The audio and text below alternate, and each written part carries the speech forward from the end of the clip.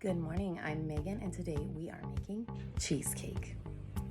Part one of my cheesecake is the crust. I didn't buy one pre-made, so I'm gonna make my 3-ingredient graham cracker pie crust. Step 1, preheat your oven to 350. Step 2 is a pack and a half of graham crackers in a food processor. Now, why is it a pack and a half? Is it crazy baker math? No, it's not. Nabisco grahams are vegan and it comes with 3 packs of graham crackers. So if I use 1.5 packs in my crust, that means I still have another pack and a half for another pie crust. Put the lid on and go brr brr a couple of times. You want it to look like this. Then add a half a stick of butter to your graham crackers. Now, why a half a stick? Same reason as the graham crackers. So I have enough butter for 2 pie crusts. Now pop the lid on and we're gonna brrr until it looks like fine sand.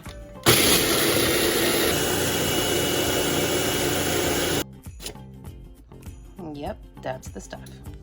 Now it still doesn't stick together, so we're gonna help it along with a little bit of cold water. Just a couple tablespoons. Put the lid on and brrr again. Oh yeah. And you'll see it made a dough ball. Pour the dough into an ungreased pie pan. I like to get it started with my silicone spatula by pressing it down. You can also use your hands or the bottom of a flat coffee or measuring cup.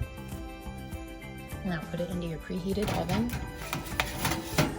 for 10 minutes. After 10 minutes, take your pie crust carefully out of the oven. Allow it to cool for at least an hour. Carefully pat down any areas that have bubbled up. You can use a silicone spatula for this too. And this recipe will actually work with any cookies, crackers, or cereal that you want to use. So be creative. Let me know what you make.